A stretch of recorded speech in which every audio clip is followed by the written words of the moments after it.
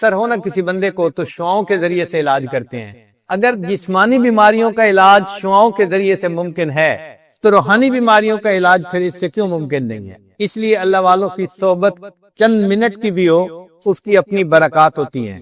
ان دو طریقوں سے انسان کا دل، اس کی نجاست ختم ہوتی ہے اور دل صاف شفاف ہو جاتا ہے، دل منور ہو جاتا ہے. اکثر سالکین کو یہ دیکھا کہ وہ اذکار کرتے تو ہیں مگر کم کرتے ہیں، زیادہ ذکر نہیں کرتے، اور اس کوتاہی کی وجہ سے پھر کئی سال لگے رہتے ہیں مگر مقصود حاصل نہیں ہوتا. مقصود حاصل تو تب ہوگا کہ جب مقدار پوری ہوگی. اب 5 منٹ کا مراقبہ کبھی کیا کبھی نہ کیا، اور جی حضرت تسبیحات تو ہو جاتی ہیں، مراقبہ نہیں ہوتا. بھئی تسبیحات تو وٹامن کی مانند تھیں. جب آدمی بیمار ہوتا ہے نا تو ڈاکٹر اس کو 2 طرح کی دوائی دیتا ہے. ایک اینٹی بایوٹک دیتا ہے کہ جس سے اس کا بخار اترے، اور دوسرا وٹامن وغیرہ دیتا ہے تاکہ اس بندے کے کمزوری جو ہے وہ ختم ہو جائے، یا درد کی دوائی دیتا ہے تاکہ درد نہ محسوس ہو. اب ایک بندہ درد کی دوائی بھی کھا لے، وٹامن بھی کھا لے اور اینٹی بایوٹک نہ کھائے، اس کی تو بخار کبھی نہیں اتر سکتا. اسی طرح ہم اگر تسبیحات کر لیں گے، چاہے درود شریف کی ہیں یا استغفار کی ہیں، اور مراقبہ نہیں کریں گے تو دل کی کیفیت نہیں سنورے گی. ان تسبیحات سے یقیناً ثواب ملتا ہے، یہ بڑے عظیم اعمال ہیں درود شریف پڑھنا یا استغفار پڑھنا، لیکن دل کی صفائی کا تعلق ذکر کے ساتھ. سیدنا صدیق اکبر اللہ عنہ نے فرمایا لِكُلِّ شَيْءٍ ثَقَالَةٌ وَثَقَالَةُ الْقُلُوبِ ذِكْرُ اللَّهِ. ہر چیز کے لیے ایک پالش ہوتی ہے، اور دلوں کی پالش اللہ کی یاد ہے. تو جو انسان اللہ کا ذکر کثرت سے کرے گا تب اس کا دل منور ہوگا، دل اس کا صاف ہوگا. تو اس کے لیے ہمیں ذکر کثیر کرنے کی ضرورت ہے، تب جا کے یہ دل کی ظلمت دور ہوگی. ہم نے دیکھا ہے کہ اگر کسی لوہے کے ٹکڑے پر زنگ زیادہ لگا ہوا ہو نا تو پھر اس کے اوپر ریگ مال بھی خوب لگانا پڑتا ہے. ایک آدھ دفعہ ریگ مال پھیرنے سے وہ ٹھیک نہیں ہوتا. انسان کا دل بھی اسی طرح گناہوں کی وجہ سے سیاہ ہو جاتا ہے، زنگ آلود ہوتا ہے. اللہ تعالیٰ ارشاد فرماتے ہیں کلا بل ران علی قلوبہم ما کانوا یکسبون. کیوں نہیں، ان کی بدعمالیوں کی وجہ سے ان کے دلوں پر زنگ لگا دیا گیا. تو گناہوں کی وجہ سے دلوں پہ زنگ لگ جاتا ہے، اور یہ زنگ اگر زیادہ ہو جائے تو اس کے لیے پھر محنت بھی زیادہ کرنی پڑتی ہے، ریگ مال بھی خوب لگانا پڑتا ہے. عورتیں اچھی طرح جانتی ہیں جو برتن زیادہ میلا ہو وہ ایک دفعہ پانی میں دھونے سے صاف نہیں ہوتا، اس کو 2-3 دفعہ دھونا پڑتا ہے، بلکہ اس کو مانجنا پڑتا ہے اچھی طرح، تب جا کے برتن صاف ہوتا ہے. اسی طرح دل کے برتن کو بھی اگر ہم صاف کرنا چاہتے ہیں تو ہمیں محنت کرنی پڑے گی. دل ہم داغ داغ شو پمبا کجا کجا نے ہم، یہ دل تو سارا داغ ہی داغ بن گیا، اس پر مرہم کہاں ہم رکھیں. ویسے انسان سوچتا ہے کہ جی میرا دل تو بالکل ٹھیک ہے، لیکن جب اس کو صاف کرنے لگتا ہے نا سمجھ تب لگتی ہے کہ یہ کتنا مشکل کام ہے. مصحفی ہم تو سمجھتے کہ ہوگا کوئی زخم، مصحفی ہم تو سمجھتے تھے کہ ہوگا کوئی زخم، تیرے دل میں تو بہت کام رفو کا نکلا. یہ تو جب کریں گے تب پتہ چلے گا کہ دل میں کتنے داغ لگے ہیں اور کتنی جگہوں پہ زخم لگے ہیں. اب ان کو سینے کی اور صاف کرنے کی ضرورت ہے. تو ذکر کی کثرت نہ ہونا ہماری رکاوٹ بنیادی ہوتی ہے. یعنی اکثر سالکین میں جو چیز کمی نظر آتی ہے نا، تعلق بھی رکھتے ہیں، عقائد بھی ٹھیک ہوتے ہیں، آتے جاتے بھی ہیں، مگر معمولات پابندی سے نہیں کرتے ہیں تو تھوڑا کرتے ہیں، اور اس کوتاہی کی وجہ سے دل صاف نہیں ہوتا. وہ جو اللہ تعالیٰ کی محبت کی شمع جلتی ہے دل میں وہ نہیں جل پاتی. پھر کہتے ہیں جی کہ اتنے سال گزر گئے، اور بعض تو احباب عجیب، حضرت بس میں آیا ہوں اور ارادہ تو میرا تھا کہ میں کئی مشائخ کے پاس گیا، لیکن پھر میں نے کہا کہ نہیں میں آپ سے بیعت ہوتا ہوں. یعنی احسان بھی چڑھاتے ہیں کہ میں نے اوروں سے بیعت ہونے کے بجائے آپ سے بیعت کی ہے. تو حضرت بس میں آپ کے پاس آیا ہوں، آپ کا دامن پکڑا ہے، بس ہم سے تو کچھ ہوتا نہیں، آپ ہی نے کچھ کرنا ہے. اور کئی دفعہ آئیں گے اور کہیں گے کہ حضرت بس میں کیا کروں، میں تو کمزور ہوں، مجھ سے تو کچھ نہیں ہونا اور معمولات بھی نہیں ہوتے، بس آپ کوئی دعا کر دیجئے، کوئی توجہ کر دیجئے تاکہ میرا کام بن جائے. یعنی شروع سے ہی نیت لے کے آتے ہیں کہ ہم نے کچھ نہیں کرنا، جو کرنا ہے آپ نے کرنا ہے. اور بعض اوقات آ کے کہتے ہیں حضرت وہ بیوی بھی نہیں مانتی، اس کے لیے بھی کوئی تعویذ دے دے تاکہ وہ فرما بردار ہو جائے، اور ذکر اذکار کے لیے فرصت نہیں ملتی، بس آپ ہی نے کچھ کرنا ہے، حضرت کچھ توجہ کر دیجئے. یعنی شیخ کے ذمہ کام لگاتے ہیں کہ آپ ہی کریں جو کرنا ہے. اور بعض اوقات تو آتے ہیں اور ملتے ہیں اور پہلے ہی کہہ دیتے ہیں کہ حضرت ویسے مجھے جلدی واپس بھی جانا ہے، لیکن میں نے کہا نہیں، میں مل کے آتا ہوں، تو اس لیے ٹائم میرے پاس کم ہے، بس آپ ہی کوئی توجہ کر دے اور مجھے جلدی واپس جانا ہے۔ اب اگر محنت کرنے والوں کا یہ حال ہو کہ جلدی واپس جانا ہے، تو بتائیں پھر دل کی صفائی کیسے ہوگی؟ اصل وجہ یہ ہے کہ ہم اس کی بیماریوں کو صحیح بیماری ہی نہیں سمجھتے، اس کے گھمبیر پن کا بھی ہمیں اندازہ نہیں ہوتا کہ یہ کتنی بری بیماری ہے، مہلک بیماری ہے، اور ہمیں اس سے نجات پا کے رہنا ہے۔ تو ذکر کی کثرت کریں گے تو دل منور ہوگا اور اللہ تعالیٰ دل کو نرم کر دیں گے۔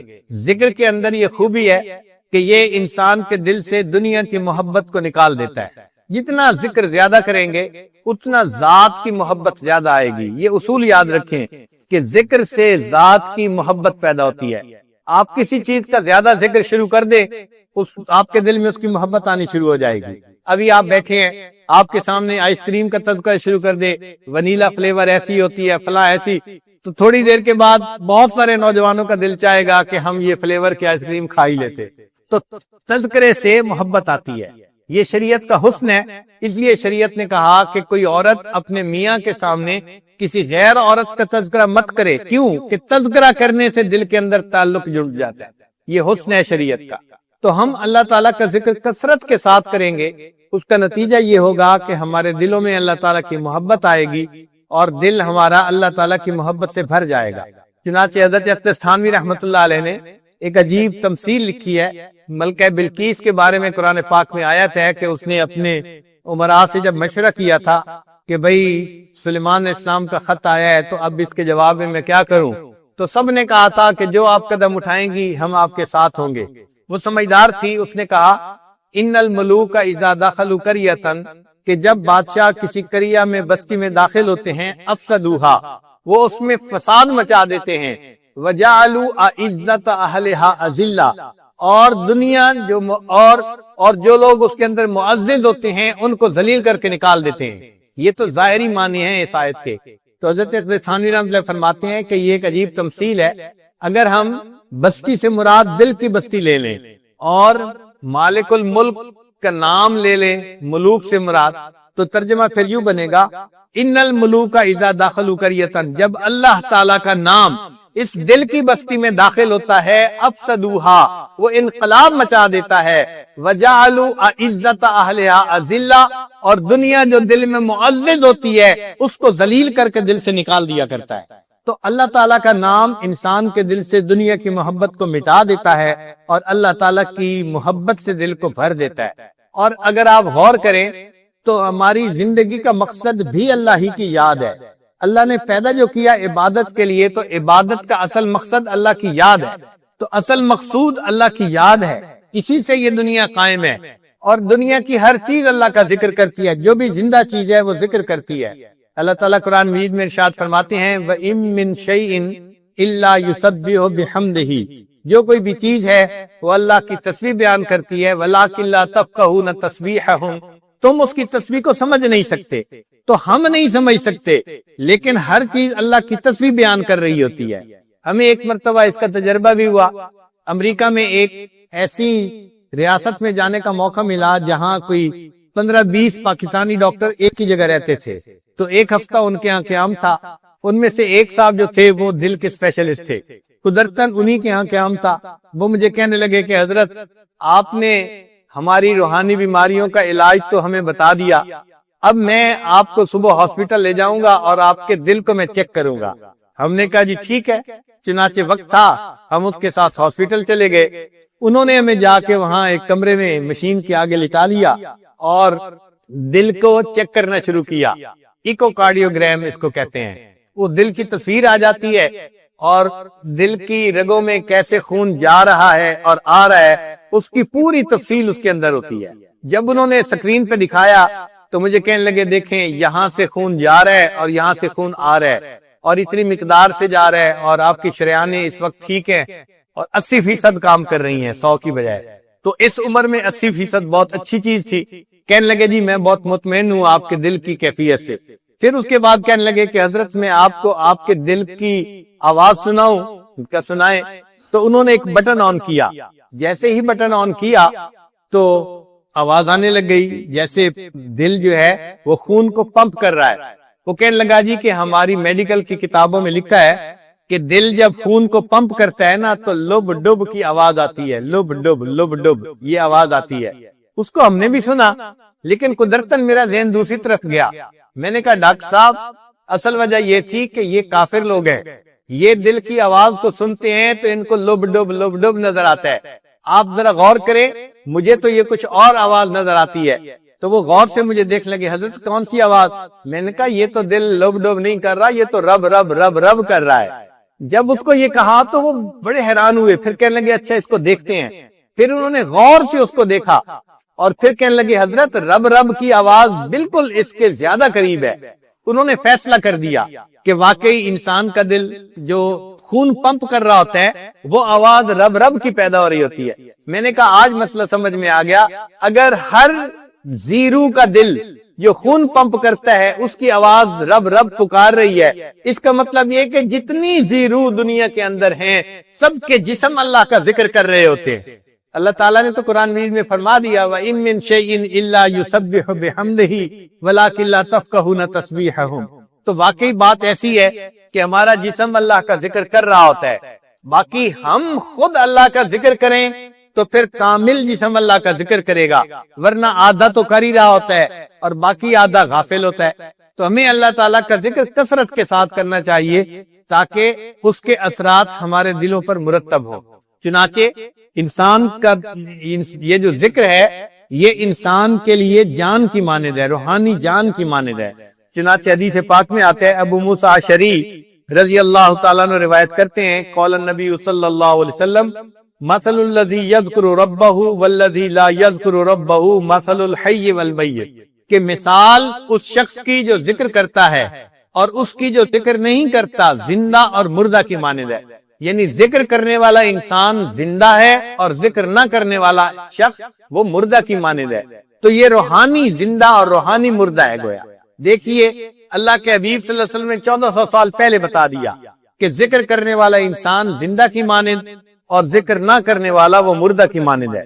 پھر نبی علیہ السلام نے ایک اور بہت پیاری مثال سے بات سمجھائی کہ جس طرح خزاں کے موسم میں درختوں کے پتے جھڑ جاتے ہیں اور خشک ہو جاتے ہیں، اگر اس وقت درمیان میں ایک بالکل سرسبز درخت ہو تو وہ کتنا حسین اور اچھا لگتا ہے۔ نبی علیہ السلام نے فرمایا کہ ذاکر اللہ فی الغافلین کالذی یقاتل عن الفارین، کہ اللہ کا ذکر کرنے والا غافلین میں بیٹھ کر وہ ایسے ہے جیسے کہ فرار ہونے والوں سے قتال کرنے والا شخص ہوتا ہے۔ وذاکر اللہ فی الغافلین کالشجرۃ الخضراء فی وسط الشجر الذی تحاط ورقۃ من الصریب، جیسے خزاں کے موسم میں بے برگ و بار درختوں کے درمیان سرسبز درخت ہوتا ہے، اس طرح غافل لوگوں کے درمیان بیٹھ کر ذکر کرنے والا انسان اللہ کی نظر میں یوں حسین اور اچھا معلوم ہوتا ہے۔ ایک اور حدیث پاک میں نبی علیہ السلام نے ارشاد فرمایا، صحابی اللہ عنہ کہتے ہیں کہ سمعت رسول اللہ صلی اللہ علیہ وسلم یقول ما صید سید ولا عضدت عضات ولا قطعت وشیجت الا بقلت التسبیح، کوئی شکار یعنی پرندہ شکار نہیں ہوتا اور کوئی ٹہنی نہیں ٹوٹتی مگر یہ کہ تسبیح کی قلت کی وجہ سے، یعنی وہ تسبیح جب کم کرتے ہیں پھر شکار ہو جاتے ہیں۔ اللہ کی شان دیکھیے کہ پرندے جب تک اللہ کا ذکر کرتے رہتے ہیں اس وقت تک کوئی ان کو شکار نہیں کر سکتا، جب ذکر میں کوتاہی ہوتی ہے، کمی ہوتی ہے، تو اس وقت ان کو گویا موت دے دی جاتی ہے۔ ابو الدرداء رضی اللہ عنہ روایت کرتے ہیں، ما اخذ طائر ولا حوت الا بتضییع التسبیح، کوئی پرندہ نہیں پکڑا جاتا، کوئی مچھلی نہیں پکڑی جاتی مگر جب وہ تسبیح کو ضائع کرتی ہے، یعنی اللہ کا ذکر کم کرتی ہے، اس وقت اس کو پکڑ لیا جاتا ہے۔ انس رضی اللہ عنہ ایک حدیث پاک روایت کرتے ہیں، آجال البہائم کلھا وخشاش الارض فی التسبیح، کہ جو بہائم ہیں، جانور ہیں، ان کی جو زندگیاں ہیں اس کا تعلق ان کی تسبیح کے ساتھ ہے، اور جو زمین کے کیڑے ہیں، حشرات الارض ہیں، ان کا تعلق بھی زندگی کا ان کی تسبیح کے ساتھ ہے۔ اگر وہ تسبیح کرتے رہتے ہیں تو زندگی لمبی رہتی ہے، جب ذکر میں کمی کرتے ہیں فَإِذَا انْقَضَى تَسْبِيحُهَا قَبَضَ اللَّهُ أَرْوَاحُهَا، جب تسبیح چھوڑ دیتے ہیں اللہ تعالیٰ پھر ان کی روحوں کو قبض کروا دیتے ہیں۔ ایک اور حدیث پاک میں یزید بن مرشد رضی اللہ تعالیٰ عنہ فرماتے ہیں کہ نبی اسلام نے فرمایا لا یصاد شیء من الطیر والحیتان الا بما یضیع من تسبیح اللہ، کہ جب کوئی پرندہ اللہ تعالیٰ کی تسبیح کو کم کرتا ہے، ضائع کر دیتا ہے، پھر اس پرندے کا شکار کیا جاتا ہے، یا مچھلی ضائع کر دیتی ہے تب مچھلی کو پکڑ لیا جاتا ہے۔ تو اس کا مطلب یہ ہوا کہ جو ذکر کرتا ہے وہ زندہ ہے، اور جو ذکر نہیں کرتا وہ اللہ تعالیٰ کے نزدیک مردہ کی مانند ہے۔ اسی لیے یہ پوری کائنات، اس میں جب تک اللہ رب العزت کا نام رہے گا یہ کائنات اس وقت تک سلامت رہے گی، اور جب یہ اللہ کا نام سے محروم ہو جائے گی اللہ تعالیٰ اس کائنات کو ختم کر دیں گے۔ چنانچہ حدیث پاک میں ہے قال رسول اللہ صلی اللہ علیہ وسلم لا تقوم الساعة حتى يقال في الارض اللہ اللہ، کہ اس وقت تک قیامت قائم نہیں ہو سکتی جب تک کہ زمین میں کوئی ایک بندہ بھی اللہ اللہ کہنے والا ہوگا۔ یہاں ایک نکتہ سمجھنے کی ضرورت ہے کہ قیامت سے بڑی مصیبت اور کوئی نہیں۔ اتنی بڑی مصیبت اس وقت تک نہیں آ سکتی جب تک کہ ایک بندہ بھی اللہ اللہ کہنے والا ہے۔ اور ایک اور حدیث پاک میں ہے کہ اللہ تعالیٰ نے اسرافیل علیہ السلام کو حکم دیا ہے کہ اگر تم دنیا میں کسی بندے کو سنو کہ وہ میرا نام لے رہا ہے تو اس نام کو سننے کے بعد سور کو پھونکنے میں 40 سال کی تاخیر کر دینا۔ تو ایک دفعہ اللہ کا نام لینا قیامت جیسی مصیبت کو اگر 40 سال ٹال دیتا ہے تو جو بندہ روزانہ ہر وقت اللہ کا نام لے گا اللہ اس سے دنیا کی مصیبتوں کو کیوں نہیں ٹالیں گے۔ آج ہم تعویذوں کے پیچھے بھاگتے ہیں اور عاملوں کے پیچھے بھاگتے ہیں، ہمیں اصل میں سمجھ نہیں آتی کہ کرنے کی کیا ضرورت ہے۔ ہم اپنی زندگی شریعت کے مطابق بنائیں اور جو اذکار ہیں ان کو کریں، اللہ تعالی ہمیں پریشانیوں سے بچائیں گے۔ مغیر الاحوال اللہ رب العزت ہیں، وہ پھر حالات کو ٹھیک کر دیتے ہیں۔ تو جو شخص کثرت سے ذکر کرتا ہے پھر اللہ رب العزت دنیا کی پریشانیوں سے بھی اس کو محفوظ فرما لیتے ہیں اور اس کا دل کا سکون بھی عطا فرما دیتے ہیں۔ اس لیے فرمایا الا بذکر اللہ تطمئن القلوب، جان لو اللہ کی یاد کے ساتھ دلوں کا اطمینان وابستہ ہے۔ اور یہ بات بھی ذہن میں رکھیے کہ شریعت کے جتنے اعمال ہیں نا ان تمام اعمال کی روح رواں وہ اللہ کی یاد ہے۔ اب دیکھیے اعمال میں سب سے افضل عمل نماز ہے۔ شریعت نے نماز کے اندر، نماز سے پہلے، نماز کے بعد ذکر کا حکم فرمایا۔ چنانچہ الذکر قبل الصلاۃ وذکر اسم ربہ فصلی، اور اس نے اللہ کے رب کے نام کا ذکر کیا اور نماز پڑھی۔ اس آیت سے پتہ چلا کہ نماز سے پہلے بھی اللہ کا ذکر کرنا ہے۔ پھر الذکر فی الصلاۃ، اللہ فرماتے ہیں وَأَقِمِ الصَّلَاةَ لِذِكْرِي، نماز قائم کرو میری یاد کی خاطر۔ تو نماز میں بھی اللہ کا ذکر ہے۔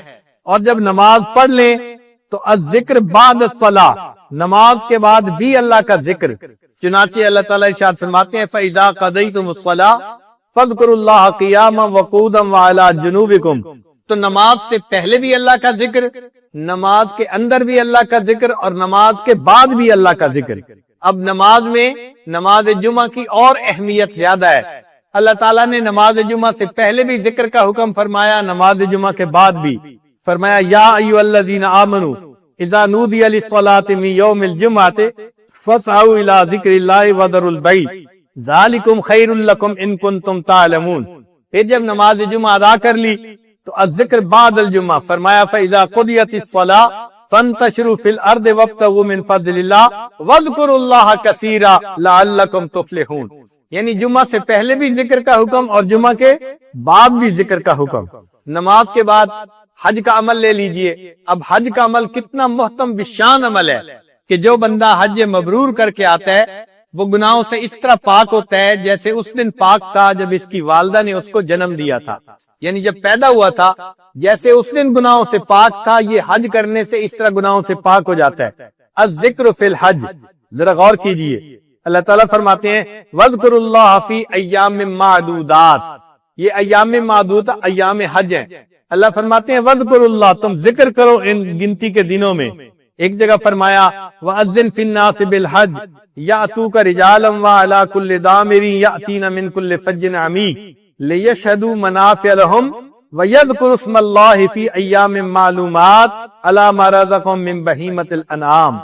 حدیث پاک میں بھی ہے، نبی علیہ الصلوۃ والسلام نے ارشاد فرمایا، ابو ہریرہ نے فرماتے ہیں کہ انہوں نے سنا نبی علیہ الصلوۃ والسلام کو یہ فرماتے ہوئے من طاف بالبیت سبعا لم يتکلم فیہ الا سبحان اللہ والحمد للہ ولا الہ الا اللہ واللہ اکبر ولا حول ولا قوة الا باللہ محیت عنہ عشر سیئات وکتبت لہ عشر حسنات ورفع لہ عشر درجات، کہ جو بندہ اس طرح طواف کرے 7 چکر لگائے کہ اس میں وہ سبحان اللہ والحمد للہ ولا الہ الا اللہ واللہ اکبر یہ پڑھتا رہے، اس کے سوا کوئی کلام نہ کرے، اللہ تعالیٰ 10 گناہوں کو مٹا دیتے ہیں، 10 نیکیاں عطا فرما دیتے ہیں اور 10 درجے بلند فرما دیتے ہیں۔ اس کا مطلب یہ ہوا کہ طواف کے اندر بھی اللہ کا ذکر مقصود ہے کہ انسان اللہ کا ذکر کثرت کے ساتھ کرے، تو حج کے دوران بھی اللہ کا ذکر ہے۔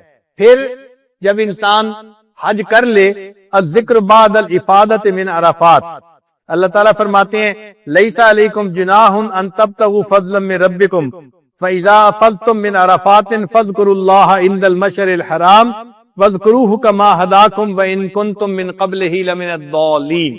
تو دیکھو اس کے بعد بھی وقوف عرفات کے بعد بھی ذکر کا حکم ہے، اور الذکر بعد قضاء المناسک، جو مناسک حج ہیں ان کو کرنے کے بعد بھی پھر ذکر کا حکم، فاذا قضیتم مناسککم فاذکروا اللہ کذکرکم آباءکم او اشد ذکرا، تو مناسک کرنے کے بعد بھی ذکر ہے۔ پھر الذکر عند النحر، جب قربانی کرنی ہوتی ہے حج کے دوران تو اس وقت بھی ذکر کا حکم دیا، فرمایا لن ینال اللہ لحومها ولا دماؤها ولکن ینالہ التقوی منکم کذالک سخرھا لکم لتکبروا اللہ علی ما ھداکم وبشر المحسنین۔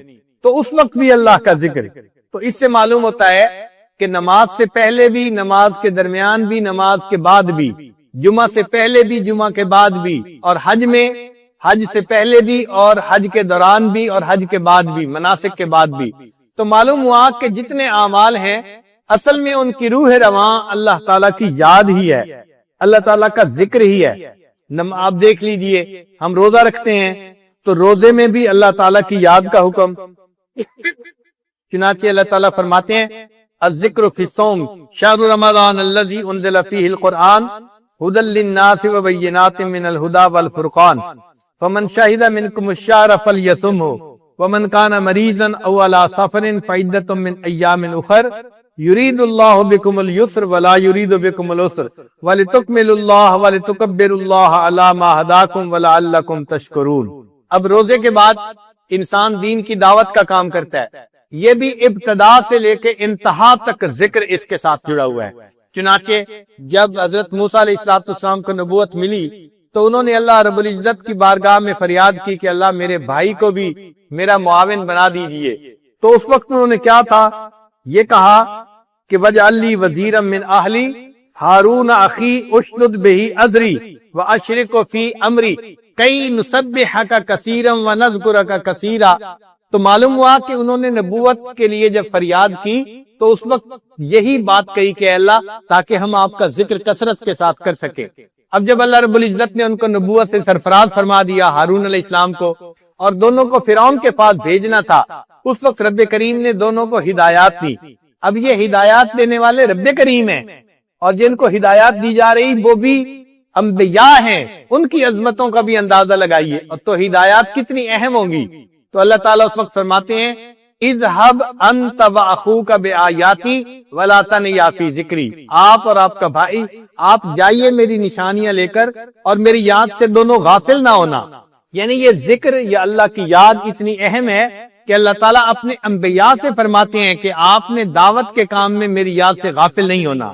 اب یہ تو ابتدا تھی کہ ابھی جا رہے ہیں، پھر دعوت کی ایک انتہا ہوتی ہے، وہ یہ کہ اگلا ماننے والا جب بات سننے پہ آمادہ نہ ہو، اسلم تسلم پہ راضی نہ ہو، تو پھر اختتام یہ ہوتا ہے کہ ٹھیک ہے بھئی پھر تلوار ہمارا تمہارا فیصلہ کرے گی۔ تو اگر ایسی صورتحال آ جائے اس وقت بھی ذکر کا حکم دیا، فرمایا یا ایھا الذین آمنوا، اے ایمان والو، اذا لقیتم فئۃ فاثبتوا، جب تمہارا آمنا سامنا کافروں کی جماعت کے ساتھ ہو تو تم جم جاؤ، واذکروا اللہ کثیرا لعلکم تفلحون، اللہ کا ذکر کثرت سے کرنا تاکہ کامیابی تمہارے قدم چومے۔ اب اگر یہ واذکروا اللہ کثیرا کے الفاظ نکال دیے جاتے تو بھی فکرہ ٹھیک بن جاتا، مگر اللہ تعالیٰ چاہتے ہیں کہ یہ سب اعمال میری یاد کے ساتھ ہونے چاہیے۔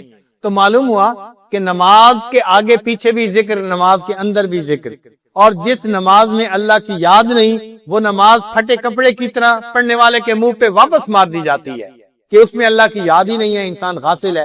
تو معلوم ہوا کہ شریعت کے جتنے اعمال ہیں ان اعمال کا مرکز اور محور اللہ تعالیٰ کی یاد ہے، اس لیے اللہ تعالیٰ کا ذکر اس کی بہت زیادہ فضیلت ہے۔ حضرت عبداللہ رضی اللہ عنہ روایت کرتے ہیں کہ ایک اعرابی نبی علیہ السلام کی خدمت میں حاضر ہوئے اور انہوں نے کہا، اے اللہ کے حبیب صلی اللہ علیہ وسلم، ای الناس خیر، کون سا بندہ سب سے بہتر ہے؟ فقال، نبی علیہ السلام نے فرمایا، طوبی لمن طال عمرہ وحسن عملہ، مبارک ہے وہ بندہ جس کی عمر طویل ہو اور اس کے عمل اچھے ہوں، یعنی اچھی عمل کے ساتھ طویل عمر پائے تو یہ خوش نصیب انسان ہے کہ جس کو لمبی عمر بھی ملی اور اس کے اعمال بھی اچھے تھے۔ پھر اس عرابی نے ایک دوسرا سوال پوچھا، کہنے لگا، یا رسول اللہ، ای الاعمال افضل، کون سا عمل افضل ہے؟ قال، نبی علیہ السلام نے فرمایا، ان تفارق الدنیا ولسانک رطبا من ذکر اللہ، کہ اس حال میں دنیا سے تو جدا ہو کہ تیری زبان اللہ کی یاد سے تر ہو، یعنی یہ عمل سب سے افضل عمل ہے کہ اس حال میں انسان کو موت آئے کہ اس کی زبان اللہ کے ذکر سے تر ہو، اللہ کے ذکر میں لگی ہوئی ہو۔ تو معلوم ہوا کہ یہ اعمال میں سے افضل عمل ہے اللہ تعالیٰ کا ذکر کرنا۔ ایک اور حدیث پاک میں نبی علیہ السلام نے فرمایا، لو ان رجلا فی ہجرہ دراہم، ایک بندہ ہے جس کی گود کے اندر یعنی جھولی کے اندر بہت سارے دراہم ہیں اور وہ یقسمھا، وہ ان دراہم کو اللہ کے راستے میں صدقہ کر رہا ہے، وآخر، اور دوسرا بندہ ہے یذکر اللہ، جو بیٹھا ہوا اللہ کا ذکر کر رہا ہے، اس کے پاس مال پیسہ نہیں، بس وہ اللہ کی یاد میں لگا ہوا ہے، تو فرماتے ہیں کہ کان الذاکر للہ افضل، جو اللہ کا ذکر کر رہا ہے وہ اس صدقہ کرنے والے شخص سے زیادہ فضیلت رکھتا ہے۔ اب بتائیے، ایک طرف مال اللہ کے راستے میں لٹا رہا ہے مگر ذکر کرنے والے کو فرمایا کہ وہ زیادہ افضل ہے۔ ام انس رضی اللہ تعالی عنہ فرماتی ہیں، قالت یا رسول اللہ، انہوں نے پوچھا، اللہ کے نبی صلی اللہ علیہ وسلم، اوصنی، مجھے کچھ وصیت فرما دیجئے۔ قال اہجری المعاصی، تو گناہوں کو چھوڑ دے، ہجرت اختیار کر، فإنہا افضل الہجرہ، یہ سب سے افضل ہجرت ہے، وحافظی علی الفرائض، اور فرضوں کے اوپر حفاظت کر، محافظت کر، یعنی فرض نمازوں کو ادا کر، فإنہا افضل الجہاد، یہ افضل جہاد ہے، وأکثری من ذکر اللہ، اور اللہ کے ذکر کی کثرت کر، فإنک لا یأتین اللہ بشیء احب الیہ من کثرت ذکرہ، تو کوئی چیز اللہ کے پاس ایسی لے کے نہیں جا سکتی جو اللہ کو بہت محبوب ہو سوائے اس کے کہ تو نے اللہ کا ذکر کثرت کے ساتھ کیا ہو۔ تو انسان کا یہ عمل ایسا ہے کہ جو اللہ تعالیٰ کو بہت زیادہ محبوب، اللہ تعالیٰ اس بات کو بہت پسند فرماتے ہیں کہ میرا بندہ مجھے کثرت کے ساتھ یاد کرے۔ یہی ام انس رضی اللہ عنہ فرماتی ہیں کہ نبی اسلام نے فرمایا کہ وَاذْكُرِ اللَّهَ كَثِيرًا فَإِنَّهُ أَحَبُّ الْأَعْمَالِ إِلَى اللَّهِ أَن تَلْقَاهُ بِهَا۔ ابو سعید خدری رضی اللہ عنہ فرماتے ہیں کہ نبی اسلام نے ارشاد فرمایا کہ نبی علیہ السلام سے پوچھا گیا، سئل ای العباد افضل درجۃ عند اللہ یوم القیامہ، قیامت کے دن کس بندے کا درجہ اللہ کے ہاں بہت بلند ہوگا؟ صحابہ کرام کتنے خوبصورت سوال پوچھا کرتے تھے کہ قیامت کے دن اللہ تعالیٰ کے ہاں کس بندے کا سب سے زیادہ درجہ بلند ہوگا؟ قال، نبی علیہ السلام نے فرمایا، الذاکرون اللہ کثیرا، وہ لوگ جو کثرت سے اللہ کا ذکر کرتے ہوں گے ان کا درجہ قیامت کے دن اللہ کے ہاں سب سے بلند ہوگا۔ اس سے اندازہ لگائیے کہ اللہ رب العزت کے ہاں کثرت ذکر کی کتنی اہمیت ہے۔ ایک حدیث پاک میں نبی اسلام نے فرمایا، ما عمل ابن آدم من عمل انجالہ من عذاب اللہ من ذکر اللہ، کہ بنی آدم کا کوئی عمل اس کو اللہ کے عذاب سے نجات دینے کے لیے ذکر سے بہتر نہیں ہے، یعنی ذکر سب سے بہتر ہے عذاب سے نجات دینے کے لیے بنسبت باقی اعمال کے۔ قالوا یا رسول اللہ، صحابہ نے سوال پوچھا، اے اللہ کے حبیب صلی اللہ علیہ وسلم، ولل جہاد فی سبیل اللہ، کیا اللہ کے راستے میں جہاد کرنا بھی عذاب سے اتنا نہیں بچاتا؟ قال، نبی اسلام نے فرمایا، ولل جہاد فی سبیل اللہ، اور اللہ کے راستے میں جہاد کرنا بھی اتنا عذاب سے نہیں بچاتا، الا ان تضرب بسیفک حتی ینقطع ثلاث مرات۔ تو نبی علیہ السلام نے فرمایا کہ اگر تم تلوار سے دوسرے بندے کی گردن بھی کاٹو تو بھی وہ عمل اتنا نجات دینے والا نہیں جتنا اللہ کا ذکر اللہ کے عذاب سے نجات دینے والا ہے۔ نبی علیہ السلام ایک مرتبہ مدینہ طیبہ سے مکہ مکرمہ کی طرف تشریف لے جا رہے تھے، تو ایک جگہ ایک پہاڑ تھا جس کا نام تھا جمدان۔ نبی علیہ السلام وہاں سے گزر رہے تھے تو نبی علیہ السلام نے فرمایا سبق المفردون، کہ مفرد لوگ آگے بڑھ گئے۔ صحابہ کرام نے فوراً پوچھا ومل مفردون یا رسول اللہ، اے اللہ کے وسلم یہ آگے بڑھنے والے لوگ کون ہیں؟ قال الذاکرون اللہ کثیرا، جو اللہ کا ذکر کثرت سے کرنے والے ہیں یہ آگے بڑھنے والے لوگ ہیں۔ تو کتنی احادیث میں اس بات کی تفصیل بتائی گئی کہ جو لوگ اللہ کا ذکر کثرت سے کرتے ہیں یہ عذاب سے بچنے والے بھی ہوں گے، قیامت کے دن اللہ کے ہاں درجہ بھی اونچا پانے والے ہوں گے، اور آگے بھی دوسروں سے بڑھنے والے ہوں گے۔ ابو سعید خدری رضی اللہ عنہ فرماتے ہیں کہ نبی السلام نے ارشاد فرمایا اعظم الناس درجۃ الذاکرون اللہ، کہ اللہ کے ہاں سب سے بلند مرتبہ پانے والے لوگ وہ ہوں گے جو اللہ کا ذکر کثرت کے ساتھ کرنے والے ہوں گے۔ تو آج ہم اس ذکر کو ایک صرف نفلی کام سمجھ لیتے ہیں، ایسی بات نہیں ہے۔ یہ ذکر انسان کو مہلک بیماریوں سے بچاتا ہے، وہ بیماریاں کہ جو انسان کو جہنم میں لے کے جائیں گی ان مہلکات سے بچاتا ہے۔ دیکھیے ارشاد فرمایا لا يدخل الجنہ من کان فی قلبہ مثقال ذرۃ من کبر، جس بندے کے دل میں ذرہ کے برابر بھی تکبر ہوگا وہ جنت میں ہرگز داخل نہیں ہوگا۔ اب اگر ایک ذرہ کے برابر بھی تکبر ہوگا وہ بندہ جنت میں داخل نہیں ہو سکتا۔ اس بیماری کا علاج کرنا کتنا ضروری اور اہم ہے، اور اس کا علاج پھر ذکر سے ہی ہو سکتا ہے کہ انسان ذکر کی کثرت کرے تاکہ اس کے اندر سے عجب اور تکبر یہ ختم ہو جائے، اور غضب، غصہ اور بخل یہ چیزیں ختم ہو جائیں۔ تو ذکر سے انسان کے اندر سے مہلک بیماریاں ختم ہوتی ہیں۔ پھر عجیب بات ہے کہ ذکر میں اور علم میں اللہ رب العزت نے ایک مناسبت رکھی ہے، شاید اسی لیے حضرت مولانا الیاس رحمۃ اللہ علیہ نے جو 6 نمبر بنائے ان میں علم و ذکر کو ایک ہی نمبر کے تحت انہوں نے ذکر فرمایا۔ وجہ کیا تھی کہ ذکر میں اور علم میں بہت مناسبت ہے۔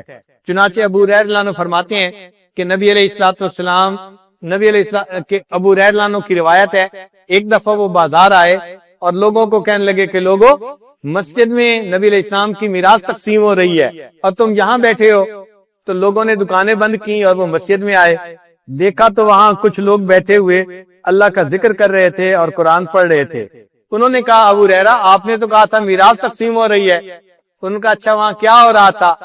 انہوں نے کہا کہ ہم نے دیکھا یا ابو ہریرہ ما رأینا میراثا یقسم فی المسجد قال فماذا رأیتم قالوا رأینا قوما یذکرون اللہ عز وجل ویقرؤون القرآن، کچھ لوگ اللہ کا ذکر کر رہے تھے اور کچھ لوگ قرآن پڑھ رہے تھے۔ قال تو ابو ہریرہ نے فرمایا فذالک میراث رسول اللہ صلی اللہ علیہ وسلم، یہی رسول اللہ علیہ وسلم کی میراث ہے۔ تو یعنی ذکر جو ہے اس کو بھی نبی علیہ السلام کی میراث کہا گیا، اور علم تو نبی علیہ السلام کی میراث ہے، اس لیے علماء کو ورثۃ الانبیاء کہتے ہیں۔ العلماء ورثۃ الانبیاء، وہ تو انبیاء کے وارث ہوتے ہیں۔ تو دیکھیں مناسبت ہوئی نا کہ ذکر کو بھی میراث کہا گیا اور علم کو بھی میراث کہا گیا۔ پھر حدیث پاک میں ہے کہ جو لوگ اللہ کے ذکر کی خاطر اکٹھے ہوتے ہیں تو ان کے اوپر اللہ تعالی رحمت نازل فرماتے ہیں اور فرشتے اترتے ہیں اور ان پر سکینہ نازل ہوتی ہے، اور پھر اللہ تعالیٰ ان کی مغفرت فرما دیتے ہیں۔ پھر فرشتے کہتے ہیں کہ اللہ فلاں بندہ تو ذکر کے لیے نہیں آیا تھا، وہ تو کسی اور کام کے لیے آیا تھا۔ اللہ تعالیٰ فرماتے ہیں ہم رجال اللہ یشقى جلیسہم، یہ ایسے بندے ہیں کہ ان کے پاس بیٹھنے والا بھی بدبخت نہیں ہو سکتا، اللہ اس کی بھی مغفرت فرما دیتے ہیں۔ تو جیسے یہ وعدہ ہے نا کہ ذکر کی مجلس میں بیٹھا ہوا بندہ ان کے پاس کوئی آئے گا تو وہ محروم نہیں رہے گا، ہو بہو حدیث پاک میں یہی علم کے بارے میں ہے کہ اگر علم کی کوئی مجلس ہوگی اور کوئی بندہ آ کے ان کے ساتھ بیٹھ جائے، فرشتے کہتے ہیں کہ یا اللہ وہ تو اپنے کام کے لیے گزر رہا تھا، وہ علم سیکھنے والا نہیں تھا، اس نے تو لوگوں کو بیٹھے دیکھا کچھ سیکھتے سکھاتے تو وہ ویسے ہی کھڑا ہو گیا۔ اللہ فرماتے ہیں ان کے بارے میں بھی جو علم پڑھ رہے تھے کہ یہ ایسی قوم ہے کہ ان کے پاس بیٹھنے والا بدبخت نہیں ہوتا۔ تو جو خوشخبری ذکر کی مجلس کے لیے تھی وہی خوشخبری علم کی مجلس کے لیے بھی ہے۔ تو اس سے بھی علم میں اور ذکر میں ایک مناسبت سامنے آتی ہے۔ اسی لیے نبی علیہ السلام مسجد میں تشریف لائے تو اس وقت صحابہ کی دو جماعتیں تھیں، ایک ذکر کر رہی تھی اور ایک سیکھ سکھا رہی تھی۔ تو نبی علیہ الصلوۃ والسلام نے فرمایا کہ یہ ذکر کی مجلس بھی اچھے اعمال والی مجلس ہے اور علم کی مجلس بھی اچھے اعمال والی مجلس ہے، لیکن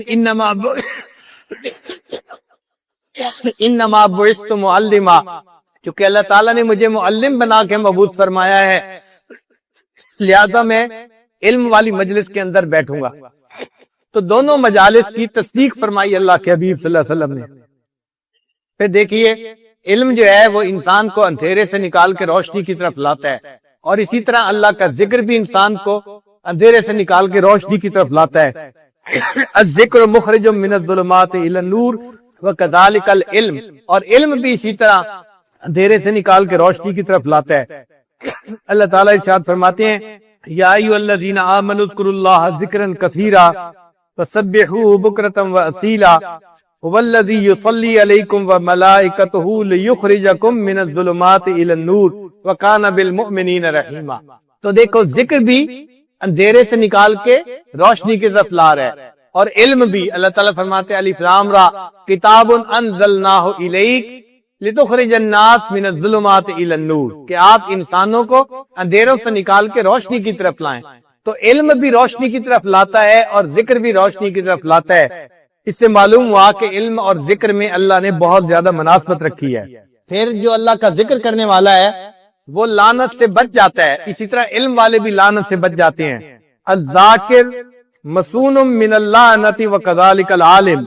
ابو ہریرہ نے فرماتے ہیں کہ نبی علیہ السلام نے ارشاد فرمایا الدنیا ملعونۃ وملعون ما فیہا الا ذکر اللہ وما والاہ وعالم او متعلم۔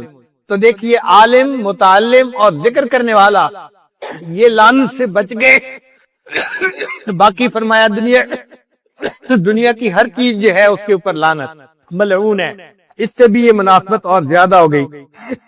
اور ایک آیت سے پتہ چلتا ہے کہ الغفلۃ عن الذکر علامت قلت العلم، کہ ذکر سے اگر غفلت کی جائے تو یہ بندے کے علم میں قلت کی علامت ہوتی ہے، اس سے بھی مناسبت ملتی ہے۔ اللہ تعالیٰ فرماتے ہیں وَلَا تُطِعْ مَنْ أَغْفَلْنَا قَلْبَهُ عَنْ ذِكْرِنَا وَاتَّبَعَ هَوَاهُ وَكَانَ أَمْرُهُ فُرُطًا۔ دوسری جگہ فرمایا فَأَعْرِضْ عَمَّنْ تَوَلَّىٰ عَنْ ذِكْرِنَا وَلَمْ يُرِدْ إِلَّا الْحَيَاةَ الدُّنْيَا ذَلِكَ مَبْلَغُهُم مِّنَ الْعِلْمِ إِنَّ رَبَّكَ هُوَ أَعْلَمُ بِمَنْ ضَلَّ عَنْ سَبِيلِهِ وَهُوَ أَعْلَمُ بِمَنِ اهْتَدَىٰ۔ پھر ایک ساتویں مناسبت کہ مجالس العلم ریاض الجنہ وکذالک مجالس الذکر۔ ایک حدیث پاک میں نبی علیہ السلام نے حلق الذکر، جو ذکر کے حلقے تھے، ان کو کہا اذا مررتم بریاض الجنۃ فرتعوا، اگر تم جنت کے باغوں میں سے گزرو تو چر لیا کرو۔ صحابہ نے پوچھا کہ کون سے جنت کے باغ؟ فرمایا حلق الذکر، ذکر کے حلقے۔ تو حدیث پاک میں ذکر کے حلقوں کو بھی جنت کے باغ کہا گیا، اور ایک دوسری روایت میں جو مجالس علم ہیں ان کو بھی جنت کا باغ کہا گیا۔ تو اس سے بھی مناسبت جو ہے وہ سامنے آتی ہے۔ پھر اہل الذکر حفتہم الملائکۃ وغشیتہم الرحمہ وکذالک اہل العلم، کہ جب ذکر کرنے کے لیے لوگ بیٹھ جاتے ہیں ان کو فرشتے ڈھانپ لیتے ہیں اور اللہ کی رحمت ان پر نازل ہوتی ہے۔ اسی طرح جو لوگ علم کو پڑھنے پڑھانے کے لیے بیٹھتے ہیں یا تکرار کے لیے بیٹھتے ہیں، فرشتے ان کو ڈھانپ لیتے ہیں، اللہ کی رحمت ان کو گھیر لیتی ہے۔ اور ویسے بھی القراۃ و ذکر اللہ، ذکر اسم اللہ متلازمان، اللہ کے نام کا ذکر اور قرات یہ دونوں لازم و ملزوم ہیں۔ دیکھیے قرآن مجید کی جب وحی اتری تو سب سے پہلی آیت کون سی تھی؟ اقرا بسم ربک الذی خلق۔ تو رب کے نام کا ذکر اور قرات یہ دونوں لازم و ملزوم چیزیں ہیں۔ اسی لیے ایک فرق ذرا سن لیجئے، ایک بندہ عالم ہے اور ذاکر نہیں تو اس سے پوچھنے کا حکم نہیں ہے، ایک بندہ ذاکر ہے اس سے پوچھنے کا حکم ہے۔ فرمایا فَاسْأَلُوا أَهْلَ الذِّكْرِ إِن كُنتُمْ لَا تَعْلَمُونَ، تم اہل ذکر سے پوچھو اگر تمہیں کسی بات کا پتہ نہیں ہے، یعنی وہ عالم جو اللہ کی یاد کرنے والا ہو، ایسا علم والا، وہ حقیقی عالم وہی انسان ہے۔ امام احمد رحمت اللہ علیہ فرمایا کرتے تھے عجبت لطالب علم لا ورد له فی اللیل، مجھے تعجب ہوتا ہے اس طالب علم پر کہ جو رات کو کوئی ورد نہ کرتا ہو، یعنی تہجد میں اٹھ کے اوراد و وظائف نہ کرتا ہو، مجھے اس طالب علم کے اوپر بڑی حیرت ہوتی ہے۔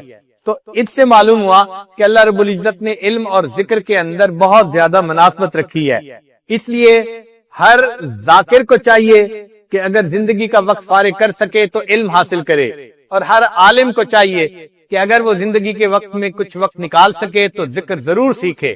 اس لیے فرمایا فَإِذَا فَرَغْتَ فَانْصَبْ وَإِلَىٰ رَبِّكَ فَارْغَب، جب آپ اپنے منصب سے فارغ ہوں تو کیا کریں؟ وَإِلَىٰ رَبِّكَ فَارْغَب، اپنے رب کی طرف رغبت کیجیے۔ تو طلباء کو بھی چاہیے کہ جب اپنے پڑھنے پڑھانے سے ان کو ٹائم نکلے تو وہ ضرور اللہ کی یاد میں بیٹھا کریں اور اللہ کا ذکر کیا کریں۔ پھر اہمیت الذکر علی سبعۃ اوجہ، ذکر کی اہمیت 7 وجہ سے ہے۔ الامر بہ مطلقا و مقیدا، اللہ تعالیٰ نے ذکر کا حکم فرمایا مطلقاً بھی اور مقیداً بھی۔ فرمایا یا ایھا الذین آمنوا اذکروا اللہ ذکرا کثیرا وسبحوہ بکرۃ واصیلا، اور دوسری جگہ فرمایا وَاذْكُرْ رَبَّكَ فِي نَفْسِكَ تَضَرُّعًا وَخِیفًا۔ اب وَاذْكُرْ رَبَّكَ فِي نَفْسِكَ، ذکر کر اپنے رب کا اپنے نفس میں، ای فی قلبک، مفسرین نے کہا اس سے مراد ہے اپنے دل میں اللہ کو یاد کرو۔ تو اللہ تعالیٰ کو یاد کرنے کا حکم ہے گویا اس آیت میں۔ پھر دوسری وجہ النہی عن ضدہ من الغفلۃ والنسیان، یعنی ذکر کا جو ضد ہے وہ غفلت ہے، تو اللہ تعالیٰ نے غافل ہونے سے منع فرمایا، فرمایا وَلَا تَكُن مِّنَ الْغَافِلِينَ، تو غافلوں میں سے مت ہونا۔ تو ایک طرف تو ذکر کی اہمیت بیان فرمائی اور دوسری طرف غافل ہونے سے منع فرما دیا۔ پھر تیسرا تعلیق الفلاح استدامت ہی و کثرت ہی، ذکر کو مدامت سے کرنا اور کثرت سے کرنا، اس کے ساتھ فلاح وابستہ ہے۔ فرمایا وَاذْكُرُوا اللَّهَ كَثِيرًا لَعَلَّكُمْ تُفْلِحُونَ، تم اللہ کا ذکر کثرت سے کرو تاکہ تم فلاح پا جاؤ۔ تو فلاح کا تعلق اللہ کے ذکر کی کثرت کے ساتھ ہے، جتنا زیادہ ذکر کریں گے اتنا اللہ تعالیٰ ہمیں فلاح عطا فرمائیں گے، اور جو لوگ اللہ کا ذکر کثرت سے کریں گے اللہ تعالیٰ ان کو بہترین اجر اور بدلہ عطا فرمائیں گے۔ فرمایا ان المسلمین والمسلمات، یہ پوری آیت اس میں اللہ تعالیٰ فرماتے ہیں والذاکرین اللہ کثیرا والذاکرات اعد اللہ لہم مغفرۃ واجرا عظیما، اللہ نے ان کے لیے مغفرت اور بڑا اجر ان کے لیے رکھا ہوا ہے۔ تو معلوم ہوا کہ ذکر کے اوپر اجر بھی اللہ تعالیٰ بہت عطا فرماتے ہیں، اور جو انسان ذکر سے غافل ہو اس کے لیے خسارے کی بات فرمائی گئی۔ چنانچہ رب کریم فرماتے ہیں یا ایھا الذین آمنوا لا تلھکم اموالکم ولا اولادکم عن ذکر اللہ ومن یفعل ذلک فاولئک هم الخاسرون۔ تو معلوم ہوا کہ جو انسان اللہ کے ذکر سے غافل ہوتا ہے وہ خسران میں پڑنے والا ہوتا ہے، اور اللہ کا ذکر یہ بہت بڑا عمل ہے۔ قرآن پاک میں اللہ تعالیٰ فرماتے ہیں وَلَذِكْرُ اللَّهِ اکبر، اور اللہ کا ذکر سب سے بڑا ہے۔ چنانچہ مفسرین فرماتے ہیں کہ ان ذکر اللہ اکبر من کل شیء فهو افضل الطاعات، یہ افضل الطاعات ہے جو اللہ کا ذکر ہے۔ تو ان 7 وجوہات سے ذکر کی اہمیت سامنے آتی ہے۔ ذکر میں ہمارے سلسلے میں 3 طرح کا ذکر ہوتا ہے۔ ایک ہوتا ہے اللہ کا ذکر کرنا، اللہ کے نام کا ذکر کرنا۔ قرآن مجید میں ہے وَذَكَرَ اسْمَ رَبِّهِ فَصَلَّى، اور رب کے نام کا ذکر کیا اور نماز پڑھی۔ تو اگر کوئی پوچھے کہ رب کا نام کیا ہے تو ہم کیا جواب دیں گے؟ اللہ۔ تو معلوم ہوا کہ اللہ کا ذکر کرنا، تو اللہ کا ذکر کثرت کے ساتھ کرے۔ یہ بھی محبت کا باب ہے کہ جس سے محبت ہوتی ہے اس کا نام لینے میں مزہ آتا ہے، اس کا نام لینے سے دل کو سکون ملتا ہے۔ بعض لوگ کہتے ہیں او جی صرف اللہ کہنے سے کیا ہوتا ہے؟ بھائی اللہ کہنے سے ہی تو دل کو سکون ملتا ہے، دل کو تسلی ملتی ہے۔ مجھے ایک دن ایک ملک میں ایک صاحب مل گئے، کہنے لگے کہ آپ اللہ کرتے رہتے ہیں، آپ کو اور کوئی کام نہیں؟ مجلس لوگ سن رہے تھے، کہنے لگے بس اللہ کرتے رہتے ہیں، آپ کو اور کوئی کام نہیں۔ میں نے کہا اچھا خدا کے بندے، قیامت کے دن اللہ کے سامنے یہی گواہی دے دینا کہ یہ شخص اللہ ہی کرتا رہتا تھا، دنیا میں اس کو کوئی اور دوسرا کام نہیں تھا۔ عجیب بات ہے کہ اس کو معمولی سمجھتے ہیں، ہر وقت اللہ کرنا کوئی معمولی بات ہے، ذرا کر کے دکھائیں نا پتہ چلے۔ یہ تو جس کے دل میں محبت ہوگی وہ ہر وقت اللہ کا نام یاد کرے گا کہ جی اللہ کا نام رٹنے سے کیا ہو جاتا ہے؟ بھائی ہم رٹیں گے گرچہ مطلب کچھ نہ ہو، ہم تو عاشق ہیں تمہارے نام کے۔ اللہ کے نام کا جو عاشق ہوتا ہے اس کو تو اللہ کا نام لینے میں مزہ آتا ہے۔ ماں کو بیٹے سے محبت ہوتی ہے، وہ بیٹے کا نام کتنے پیار سے لیتی ہے اور بار بار لیتی ہے۔